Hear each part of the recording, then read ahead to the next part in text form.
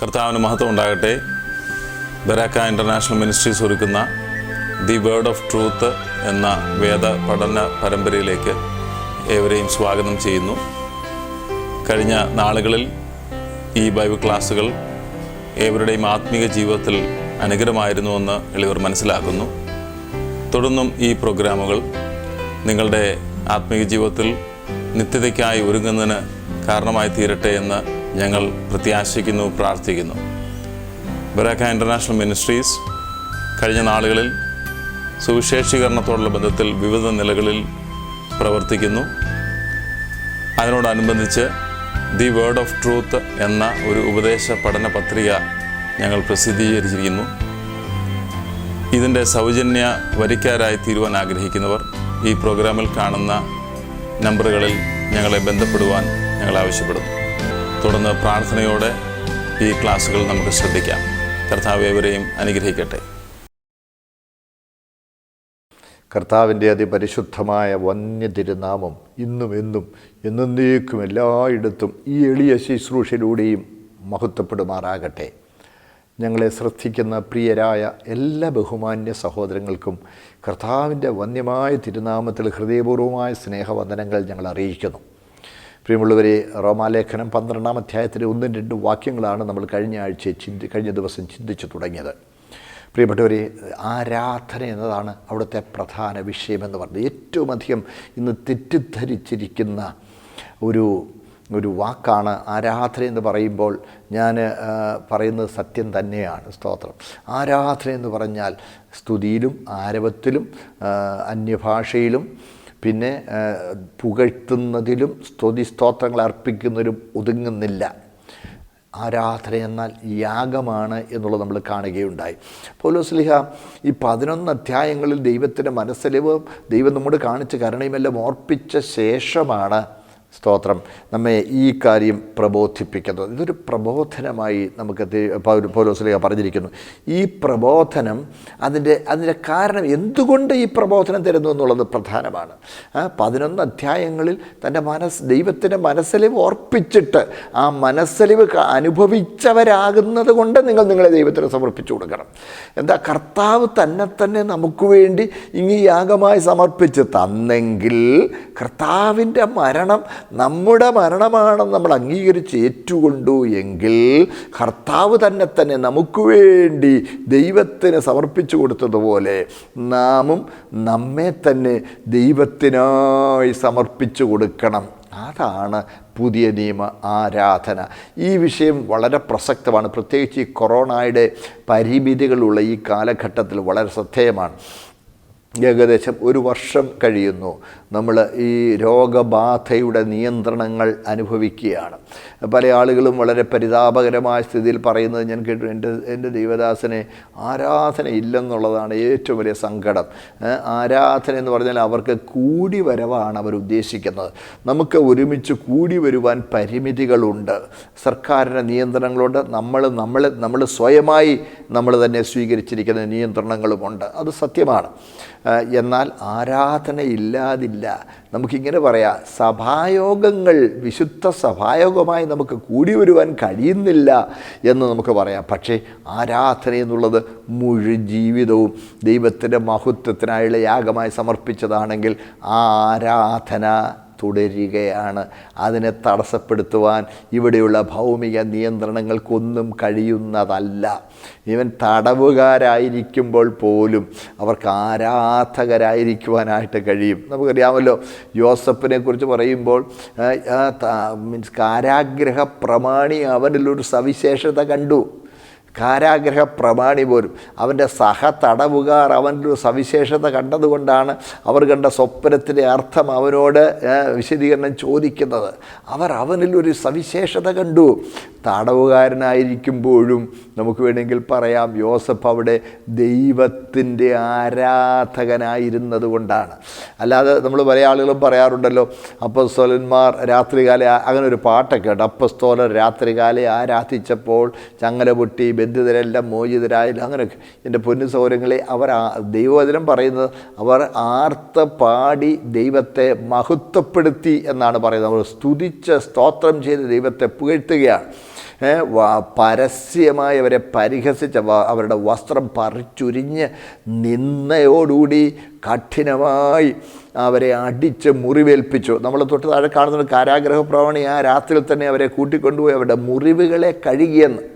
വലിയ മുറിവുകൾ ഉണ്ടാകത്തക്കതുപോലെ ക്രൂരമായി അവരെ മർദ്ദിച്ച് പീഡിപ്പിച്ച് കഷ്ടപ്പെടുത്തി, എന്നിട്ട് കാലാമത്തിലിട്ട് അവരെ കൊണ്ടുവന്ന് ഈ കാരാഗ്രഹത്തിൽ അടച്ചിരിക്കുമ്പോൾ രാത്രിയിൽ പൗലോസും ശീലാസും പാടി ദൈവത്തെ മഹത്വപ്പെടുത്തി. സ്തോത്രം. തടവുകാർ ശ്രദ്ധിച്ചു കൊണ്ടിരുന്നു.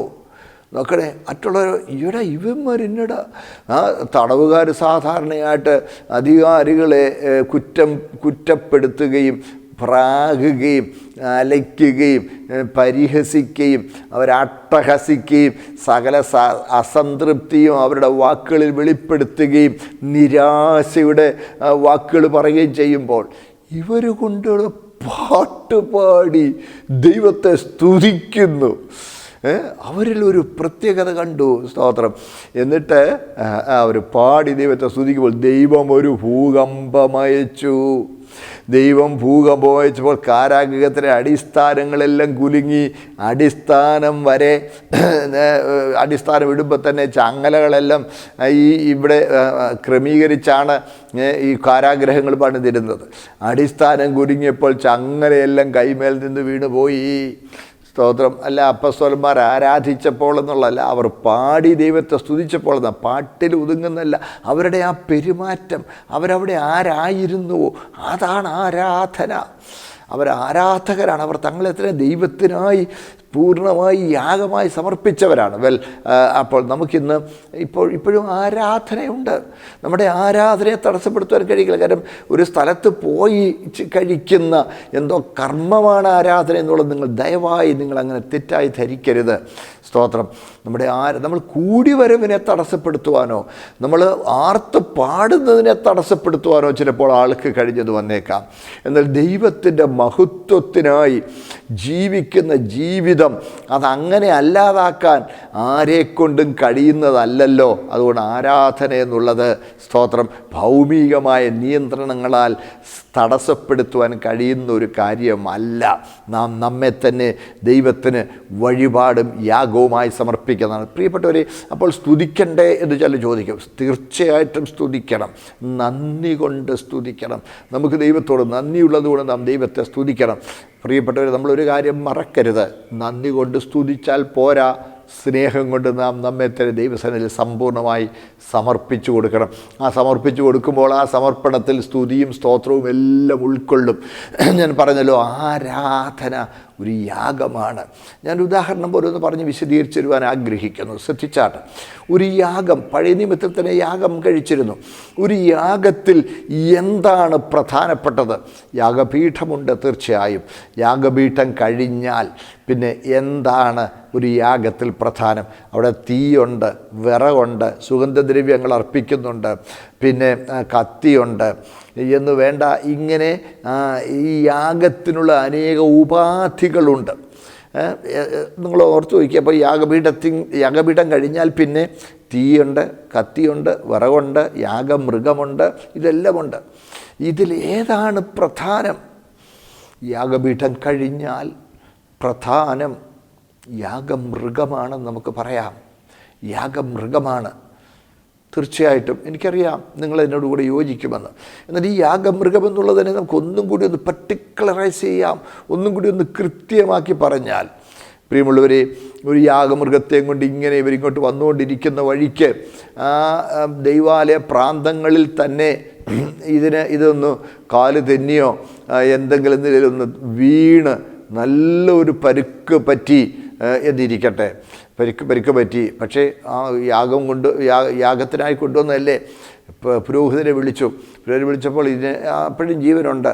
പുരോഹിതൻ വേഗം പോയി കത്തിയൊക്കെ എടുത്തുകൊണ്ട് വരുമ്പോഴേക്കും ഇത് പെട്ടെന്ന് അന്ത്യശ്വാസം വലിച്ചു വിട്ടു എന്ന് വിചാരിക്കുക. കൊണ്ടുവന്ന ആരാധകർ പറയുക, കുഴപ്പമില്ല പുരോഹിതനെ, കട്ട് ചെയ്താൽ മതി, ഇപ്പോൾ രക്തം കിട്ടും. നോക്കണേ, അതിനെ കട്ട് ചെയ്ത് രക്തമെടുത്ത് അർപ്പിച്ചാൽ അത് യാഗമാകുമോ? യാഗമൃഗമുണ്ട്. യാഗത്തിനായി കൊണ്ടുവന്ന ഊനമില്ലാത്ത മൃഗമാണ്. പക്ഷേ അതിനെ യാഗമാക്കുന്നതിന് മുമ്പേ അതിൻ്റെ ജീവൻ അതിൽ നിന്ന് വേർപെട്ടു പോയാൽ അതിനെ യാഗമാക്കാൻ കൊള്ളുകയില്ല. അപ്പോൾ നമുക്ക് കൃത്യമായി പറഞ്ഞാൽ ഒരു ജീവനാണ് യാഗത്തിൽ ഏറ്റവും പ്രധാനം. യാഗപീഠം കഴിഞ്ഞാൽ ഒരു ജീവനാണ് യാഗത്തിൽ ഏറ്റവും പ്രധാനം. എന്നെ കേൾക്കുന്ന ദൈവമക്കളെ, ആരാധനയിൽ ആരാധ്യനായ കർത്താവ് കഴിഞ്ഞാൽ സ്തോത്രം നമ്മുടെ ജീവനാണ് യാഗത്തിൽ ഏറ്റവും പ്രധാനം. അതാണ് നമ്മൾ വായിച്ചല്ലോ, ജീവനും വിശുദ്ധിയും, അതിനെ പലതരം ആ ബന്ധമാണ് ജീവൻ. അതുപോലെ നമ്മുടെ മുഴുജീവനും ദൈവത്തിന് പ്രസാദമുള്ള യാഗമായി നമ്മൾ സമർപ്പിച്ചു കൊടുക്കണം. നമ്മളെ തന്നെ യാഗമായി ദൈവസന്നിധിയിൽ നമ്മൾ സമർപ്പിച്ചു കൊടുക്കണം. സ്തോത്രം. അതെ, നമ്മുടെ ജീവനാണ് ദൈവത്തിന് ഏറ്റവും പ്രസാദകരമായ സ്തോത്രം വഴിപാട് എന്ന് നമ്മൾ മറക്കരുത്. നമ്മളെ തന്നെ ദൈവത്തിന് അങ്ങ് കൊടുക്കുക. സൗരങ്ങളെ, എനിക്ക് ജീവിക്കുന്നത് ക്രിസ്തുവും മരിക്കുന്നത് ലാഭവും എന്ന് പൗലോസ്ലീഹ ഫിലിപ്പി ലേഖനത്തിൽ പറഞ്ഞു. എനിക്ക് ജീവിക്കുന്നത് ക്രിസ്തുവും മരിക്കുന്നത് ലാഭവും. എൻ്റെ ജീവൻ ഞാൻ ജീവിച്ചിരിക്കുന്നത് എൻ്റെ കർത്താവിന് വേണ്ടിയാണ്. അതല്ലേ ഗലാത്യർ 2-20 വാക്യത്തിൽ പിന്നെയും പൗലോസ്ലീഹ പറയുന്നുണ്ട്. സ്തോത്രം.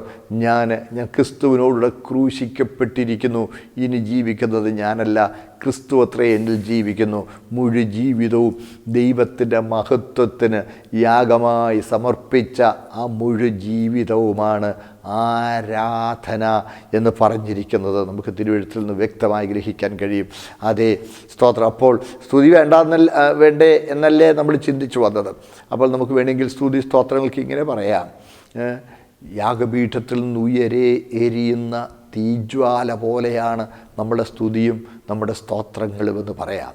അതെ, അതുകൊണ്ടാണ് ദൈവദാസന്മാർ ദൈവമക്കൾ ഒരുമിച്ച് കൂടി ദൈവത്തെ ആർപ്പിട്ട് സ്തുതിക്കുമ്പോൾ ദൈവം നമുക്ക് ചെയ്ത ഉപകാരങ്ങളെ ഒന്നൊന്നായി വിവരിച്ച് ദൈവത്തെ ആർത്ത് ഉല്ലസിച്ച് സ്തുതിക്കാനായി ദൈവമക്കളെ പ്രേരിപ്പിക്കുമ്പോൾ സ്തോത്രം, ഓരോ കാര്യങ്ങൾ ദൈവം നമ്മോട് കാണിച്ച മനസ്സലിവ്, സ്തോത്ര, പാപികളായിരുന്നു നമ്മളെ ദൈവമക്കളാക്കി തീർത്ത, ശത്രുക്കളായിരുന്നു നമ്മളെ നിത്യജീവന് വേണ്ടി വേർതിരിച്ച ആ ദൈവത്തിൻ്റെ മനസ്സലിവൊക്കെ വിവരിക്കുമ്പോൾ ദൈവമക്കൾ ആർത്ത് ഉല്ലസിച്ച് ആർപ്പിട്ട് ദൈവനാമത്തെ പുകഴ്ത്തുകയാണ്. നമുക്ക് വേണ്ടി ഇങ്ങനെ പറയാം, യാഗപീഠത്തിലോട്ടൊരു ഉണങ്ങിയ വിറക് അങ്ങോട്ട് എടുത്ത് വെച്ച് അതിലെ ഒന്ന് കുത്തി മറിച്ചിടുന്നത് പോലെ ആർപ്പിട്ട് ദൈവത്തെ സ്തുതിക്കുന്നത് നോക്കണേ, ഉയരെ എരിയുന്ന തീജ്വാല പോലെയാണ്.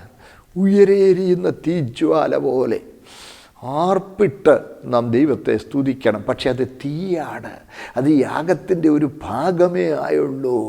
സ്തോത്രം. യഥാർത്ഥത്തിൽ യാഗത്തിലെ പ്രധാന ഘടകം ജീവനാണ്. യാഗം മൃഗമാണ്. സഹോദര, ആരാധ്യനായ കർത്താവ് കഴിഞ്ഞാൽ നിങ്ങൾ ആരായിരിക്കുന്നു എന്നുള്ളതാണ് ദൈവത്തിന് പ്രധാനം. നിങ്ങൾ നിങ്ങളുടെ മുഴുജീവിതവും ദൈവത്തിന് യാഗമായി സമർപ്പിച്ചിട്ടുണ്ടോ എന്നുള്ളതാണ് പ്രധാനം. ഹല്ലേലൂയ.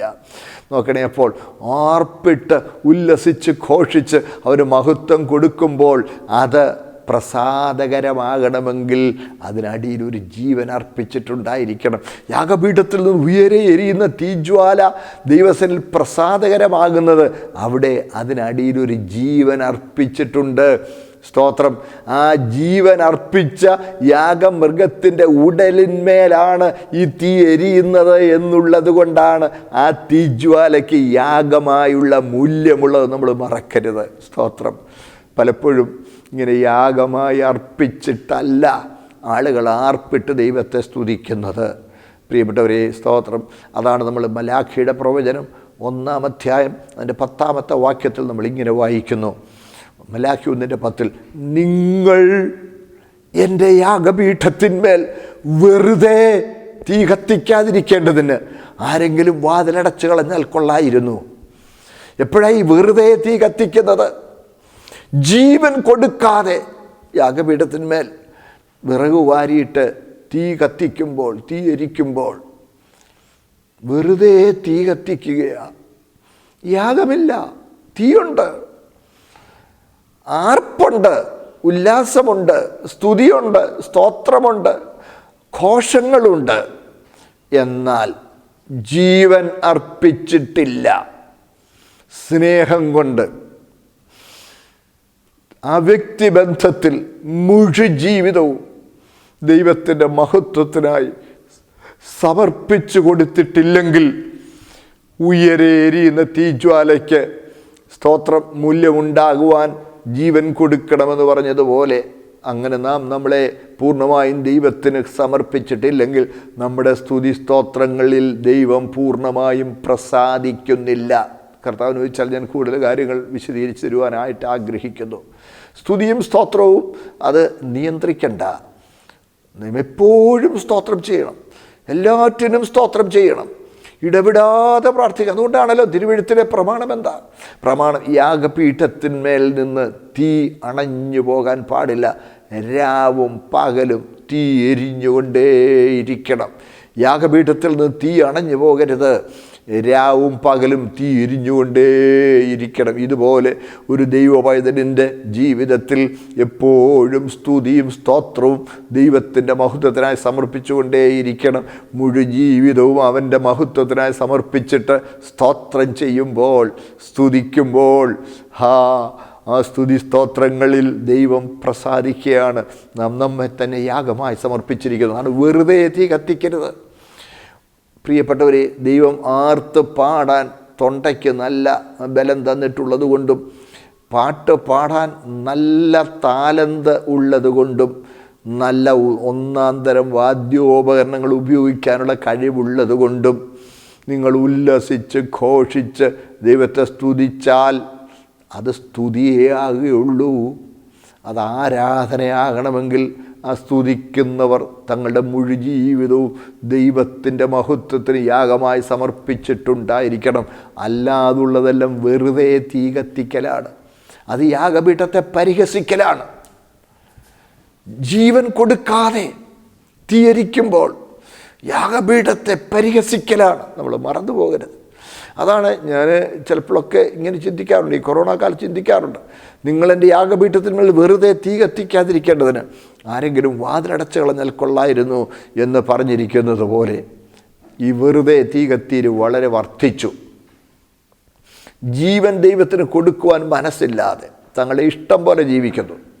ഓരോരോ കാര്യം സാധിക്കാൻ ആരാധിക്കുക എന്ന നിലയിലേക്ക് നമ്മൾ അധപ്പതിച്ചു. ബന്ധനം വഴിയും കെട്ടുകൾ വഴിയും ആരാധനയെങ്കിൽ ക്ഷീണം മാറും, രോഗം മാറും. അപ്പോൾ എന്തിനാ ആരാധിക്കുന്നത്? എന്താ ആരാധന? സ്തുതിക്കുന്നു. അത് രോഗം മാറാനും ക്ഷീണം മാറാനും. എൻ്റെ പൊന്നുസൗരങ്ങളെ, അത് സ്നേഹബന്ധത്തിലല്ലല്ലോ. ഒരു കാര്യം സാധിക്കാനായി, നിങ്ങൾക്ക് നേട്ടമുണ്ടാകാനായി ആർപ്പിട്ട് ദൈവത്തെ സ്തുതിക്കുന്നതിൽ ദൈവം എങ്ങനെ പ്രസാദിക്കും? സ്നേഹം സ്വാർത്ഥം അന്വേഷിക്കാത്തതാണ്. Unmotivated submission. നമുക്ക് പ്രത്യേകമായി സ്വാർത്ഥമായ യാതൊരു ലക്ഷ്യവുമില്ലാതെ നാം നമ്മെ തന്നെ ദൈവത്തിൻ്റെ മഹത്വത്തിൽ സമർപ്പിക്കുന്നതാണ് സ്നേഹത്തിലുള്ള സമർപ്പണം എന്ന് പറയുന്നത്. സ്വാർത്ഥം അന്വേഷിക്കാതെയുള്ള സ്തോത്രം ഒരു സമ്പൂർണ്ണ സമർപ്പണമാണ് സ്നേഹത്തിൻ്റെ സമർപ്പണമെങ്കിൽ. ആരാധിച്ചാൽ വിടുതൽ കിട്ടും, ആരാധിച്ചാൽ സൗഖ്യം കിട്ടും, ആരാധിച്ചാൽ അനുഗ്രഹം കിട്ടും എന്ന് പറയുന്നത് ദൈവവചനത്തിൻ്റെ ഉപദേശത്തിന് കടകവിരുദ്ധമാണ്. സ്തോത്രം.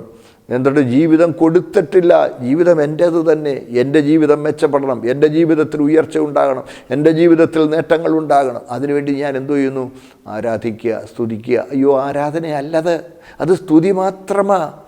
ദൈവം നിങ്ങളിൽ പ്രസാദിക്കുകയില്ല. പ്രിയപ്പെട്ടവരെ, ചിലപ്പോൾ അങ്ങനെ ഒത്തിരി നിലവിളിച്ച് പ്രാർത്ഥിക്കുമ്പോൾ ദൈവം ചിലപ്പോൾ മനസ്സലിവ് തോന്നി ചിലപ്പോൾ എന്തെങ്കിലുമൊക്കെ നന്മകളൊക്കെ തന്നെന്ന് വരും. പക്ഷേ അതുകൊണ്ട് ദൈവം നമ്മളിൽ പ്രസാദിക്കണമെന്നില്ല. മറക്കരുതേ. അപ്പോൾ ആരെങ്കിലും വാതിലടച്ചു കളഞ്ഞാൽ കൊള്ളായിരുന്നു എന്ന് പ്രവാചകൻ പറഞ്ഞതുപോലെ കൊറോണ വന്ന് വാതിലടച്ചു. ഞാൻ പലപ്പോഴും ചിന്തിക്കാറുണ്ട്, വെറുതെ തീ കത്തിക്കൽ നമ്മുടെ കൂടിവരവുകളിൽ വളരെ വർദ്ധിച്ചു. ഞാൻ സഹിച്ച് മുഷിഞ്ഞിരിക്കുന്നു. ഞാൻ മുഷിഞ്ഞിരിക്കുന്നൊക്കെ അവിടെ വായിക്കുന്നത്. യെശയ്യാവിൻ്റെ പ്രവചനം 1-ാം അധ്യായമൊക്കെ നിങ്ങൾ വായിക്കണം. നിങ്ങളെ അമാവാസിയും ഉത്സവവും നിങ്ങൾ സഭായം കൂടുന്നത് എനിക്ക് സഹിച്ചുകൂടാ. അതുകൊണ്ട് ദൈവം എന്ത് ചെയ്തു? ഒരാത്മശോധനയ്ക്ക് വേണ്ടി ഇവിടെ ഒരു നിയന്ത്രണം വെച്ചു. ആത്മശോധനയ്ക്ക് വേണ്ടി ഒരു നിയന്ത്രണം വെച്ചു. അപ്പോൾ ഇവിടെ സഭായോഗവും ആരാധനയും നമ്മുടെ വ്യത്യാസം നമ്മൾ മനസ്സിലാക്കണം. സഭായോഗം എന്ന് പറഞ്ഞാൽ കൂടിവരവാണ്. നമ്മൾ കൂടി വരുന്നത് കൂട്ടായ്മയ്ക്കാണ്. പ്രിയപ്പെട്ടവരെ, നിങ്ങൾ ദൈവത്തിനെ പരിശോധിച്ചാൽ കൂടി വരുമ്പോൾ ആരാധനയുണ്ട് നമ്മൾ കാണുന്നുണ്ടോ? ഇല്ല. മുഴു ജീവിതവും ദൈവത്തിൻ്റെ മഹത്വത്തിന് സമർപ്പിച്ചതാണ് ആരാധന. സ്തോത്രം. നമുക്കറിയാം, നിശ്ചിത സമയം നാം ഒരുമിച്ച് ദൈവത്തിൽ കൂടി വന്ന കാര്യം, നമുക്കൊക്കെ മറ്റ് പല കാര്യങ്ങളും ചെയ്യുവാനുള്ളവരാണ്, ഭൗമികമായ ചുമതലകളുള്ളവരാണ്. നമ്മുടെ ഭൗമികമായ ചുമതലയുടെ നടുവിൽ നമ്മൾ സമയം വേർതിരിച്ച് 10 മണി മുതൽ 1 മണി വരെയോ മറ്റോ നമ്മുടെ സഭായോഗം നടത്തുന്നു. 1 മണിയാകുമ്പോൾ കർത്താവിൻ്റെ ദാസൻ പ്രാർത്ഥിച്ച് ആശീർവാദം പറഞ്ഞ് സഭായോഗം അവസാനിപ്പിക്കുന്നു. പ്രാർത്ഥിച്ച് ആശീർവാദം പറഞ്ഞ് സഭായോഗം അവസാനിപ്പിക്കുമ്പോൾ സഭായോഗം തീർന്നു, ആരാധന തീർന്നില്ല. ആരാധന തുടരുക. ആരാധന 10 മണിക്കല്ല തുടങ്ങിയത്. നാം ആരാധകരായി തന്നെ നിലനിൽക്കുകയാണ്. നാം ആരാധകരാണ്. അപ്പോൾ സഭായോഗവും ആരാധനയും, സഭായോഗം ആരാധനയുടെ ഭാഗമാണ്. പക്ഷേ സഭായോഗത്തിൽ ഒതുങ്ങുന്നതല്ല ആരാധന. നമ്മുടെ മുഴു ജീവിതവും ദൈവത്തിൻ്റെ മഹത്വത്തിനുള്ള യാഗമായി ദൈവത്തിന് സമർപ്പിച്ചതാണ് ആരാധനയെന്ന് നിങ്ങൾ ഉൾക്കൊള്ളുവാൻ മനസ്സ് വെക്കുമോ? അതേ യാഗത്തിലേറ്റവും പ്രധാനം അതാണ്. പ്രിയപ്പെട്ടവരെ, നമുക്ക് തിരുവെഴുത്തിൽ ഒത്തിരി സാദൃശ്യങ്ങൾ നമുക്ക് കാണാനായിട്ട് കഴിയും. സ്തോത്രം. അബ്രഹാം തൻ്റെ മകൻ ഇസഹാക്കിനെ യാഗം കഴിക്കുന്നു. യാഗം കഴിക്കാൻ കൊണ്ടുപോകുമ്പോൾ തൻ്റെ ഭൃത്യന്മാർ കൂടുണ്ട്. ദൂരെ ആ സ്ഥലം, ദൈവം കാണിച്ചു കൊടുത്ത ആ സ്ഥലം കണ്ടപ്പോൾ അബ്രഹാം തൻ്റെ ഭൃത്യന്മാരോട് പറഞ്ഞു, നിങ്ങൾ ഇവിടെ നിൽപ്പീൻ, ഞാനും ബാലനും അവിടുത്തോളം പോയി ആരാധന കഴിച്ച് മടങ്ങി വരാം. എന്തിനാ പോകുന്നത്? യാഗമാക്കാൻ പോകുന്നു. നിൻ്റെ മകനെ, നീ സ്നേഹിക്കുന്നതിൻ്റെ ഏകജാതന ഇസാക്കിനെ തന്നെ എനിക്ക് യാഗം കഴിക്കാൻ പറഞ്ഞ് യാഗം കഴിക്കാൻ പോവുകയാണ്. പക്ഷേ പറഞ്ഞത് എന്താ? ആരാധന കഴിച്ച് മടങ്ങി വരാമെന്ന്. അപ്പോൾ ആരാധന യാഗമാണ്. ആരാധനയാണ് യാഗം. സ്തോത്രം. ആരാധന നമ്മളെ തന്നെ യാഗമായി സമർപ്പിക്കുന്നതാണ്. അവിടെ ചെന്നു മുകളിലോട്ട് പോകുന്ന ആ വഴിയിൽ അടിവാരത്ത് ചെന്നപ്പോൾ തീയെടുത്തു, വിറകെടുത്ത് ഇസഹാക്കിനെ തോളിൽ വെച്ചു. അബ്രഹാം തീയും കത്തിയും എടുത്തു, ഇരുവരും ഒരുമിച്ച് നടന്നു എന്ന് 2 പ്രാവശ്യം അവിടെ പറഞ്ഞിട്ടുണ്ട്. നൈസർഗികമായ പിതൃഭക്തിയോടെ ഇസഹാക്ക് പുറകോട്ട് നിന്ന് കാണും, അപ്പം മുമ്പിൽ നടക്കാനായിട്ട്. കുറച്ച് കഴിഞ്ഞപ്പോൾ അബ്രഹാമിന് തൻ്റെ മകനെ ഇനി ഒരു വേള, എന്തെങ്കിലും ഒരു ഇടവേള ഉണ്ടാകുമോ? ദൈവം തീർച്ചയായിട്ടും ദോഷമായി ഒന്നും ചെയ്യില്ല. അബ്രഹാമിന് നന്നായി അറിയാം. അബ്രഹാം പറഞ്ഞു, മോനെ കയറി നടക്ക. മോൻ കയറി നടന്നു. കൺകോണുകൊണ്ട് മകനെ നോക്കിക്കൊണ്ട് അബ്രഹാം ഇങ്ങനെ പതിയെ കയറുകയാണ്. പിന്നെയും കുറച്ച് കഴിഞ്ഞപ്പോൾ ഇസഹാക്ക് നൈസർഗികമായ പിതൃഭക്തി കൊണ്ട് പുറകോട്ട് നിന്നു. കുറച്ച് കഴിഞ്ഞപ്പോൾ അബ്രഹാം പിന്നെയും നിന്ന്, മോനെ കയറി നടക്ക. അവർ കയറി നടന്നു. കൺകോണ് കൊണ്ട് പിന്നെയും മോനെ നോക്കിക്കൊണ്ട് അബ്രഹാം ഇങ്ങനെ കയറി. അതുകൊണ്ടാണ് 2 പ്രാവശ്യം എടുത്തു പറഞ്ഞിട്ടുണ്ട്. ഇരുവരും ഒരുമിച്ച് നടന്നു. മുകളിൽ ചെന്നു, യാഗപീഠം പണിതു, വിറകടുക്കി. അബ്രഹാം തൻ്റെ മകനെ പിടിച്ച് കൈയും കാലും കെട്ടി ആ യാഗപീഠത്തിന്മേൽ കിടത്തി. ഇസഹാക്ക് തന്നെ അങ്ങ് ഏൽപ്പിച്ചു കൊടുക്കുകയാണ്.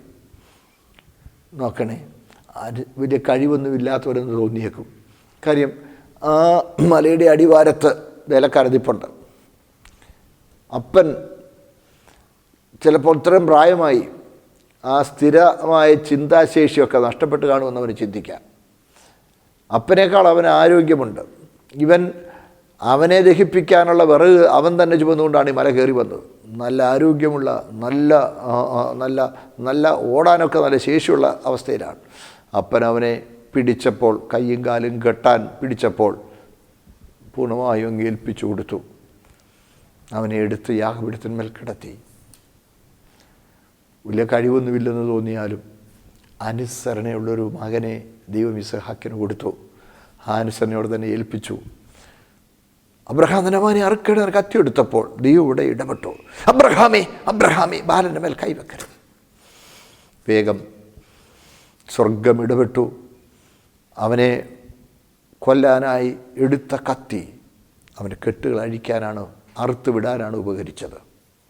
അവനെ കെട്ടുകൾ അറുത്ത് വിട്ടു. അവനെ ചാടി അവനെ പിടിച്ചെഴുന്നേൽപ്പിച്ച് അബ്രഹാം ഇസഹാക്കിനെ ആലിംഗനം ചെയ്ത് കാണും. ദൈവത്തെ സ്തുതിച്ചു. യാഗപീഠം ഒരുങ്ങിയെങ്കിലും തീ എരിഞ്ഞില്ല. യാഗമായി അർപ്പിച്ചുവെന്ന് നമുക്ക് നന്നായി മനസ്സിലാക്കാം. പക്ഷേ യാഗപീഠം എരിഞ്ഞില്ല.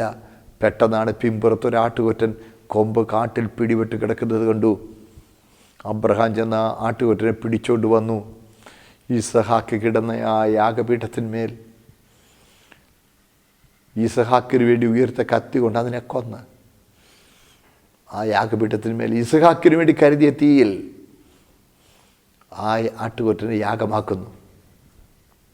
ആട്ടുകൊറ്റന്മാർ ഇങ്ങനെ കാട്ടിലൂടെയൊക്കെ ഓടി നടക്കുമ്പോൾ കൊമ്പ് കാട്ടിൽ പിടിപെട്ടു പോയാൽ പെട്ടെന്ന് അവിടെ ചുമ്മാതെ അങ്ങനെ നിൽക്കുകയല്ല, അതുകൊണ്ടൊന്ന് ബഹളമുണ്ടാക്കും. ആവുന്നത് ശ്രമിക്കും ടു എക്സ്ട്രിക്കേറ്റ് ഇറ്റ് സെൽഫ്, തന്നെ സ്വയം മോചിപ്പിക്കാൻ. അവസാനം വല്ലാതെ കാട്ടുവള്ളി കുരുങ്ങിപ്പോയെങ്കിൽ ഒടുവിൽ കൊമ്പിളകുമ്പോൾ കൊമ്പിൻ്റെ മൂട്ടിൽ നിന്ന് രക്തം പൊടിക്കും.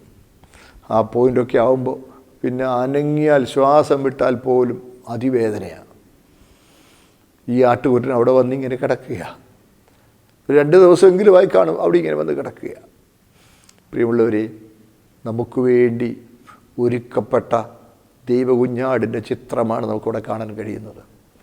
സ്തോത്രം.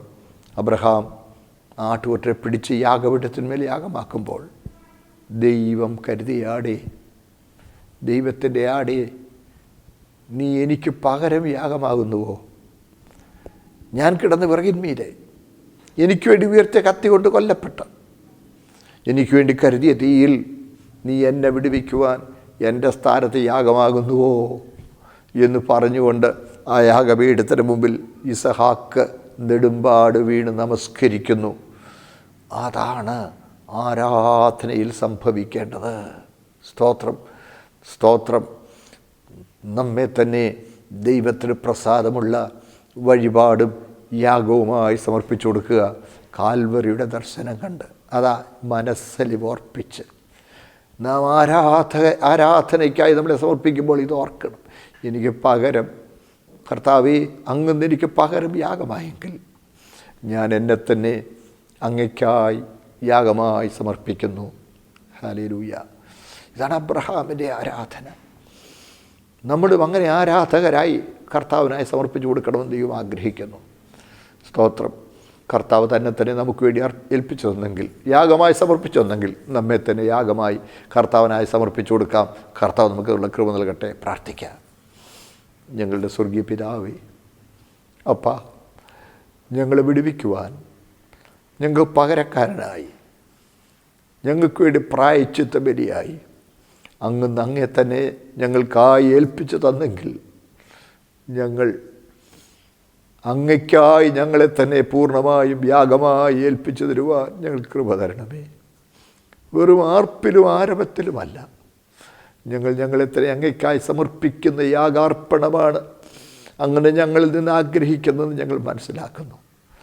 അങ്ങനെ ആരാധകരായി ഞങ്ങളെ തന്നെ അങ്ങയുടെ മഹത്വത്തിനായി പൂർണ്ണമായും യാഗമായി സമർപ്പിച്ചതെന്ന് അങ്ങയ്ക്കായി ജീവിക്കുവാൻ, മുഴു ജീവിതവും അങ്ങയുടെ മഹത്വത്തിനായി ഏൽപ്പിച്ചു തരുവാൻ അടിയങ്ങൾക്ക് കൃപ നൽകണമേ. അങ്ങ് ഞങ്ങളുടെ പരിശുദ്ധാത്മാവിനാൽ അടിയങ്ങളെ അതിനെ സഹായിക്കണമേ. മഹത്വം ഞങ്ങൾ ഈ ജീവിതത്തിലൂടെ അങ്ങ് നെടുക്കുകയും അങ്ങ് ഞങ്ങളിൽ പ്രസാദിക്കുകയും ചെയ്യണമെന്ന് യേശുക്രിസ്തുവിൻ്റെ പരിശുദ്ധ നാമത്തിൽ താഴ്മയായി പ്രാർത്ഥിക്കുന്നു. അങ്ങ് ദയവായി കേൾക്കണമേ. ആമേൻ.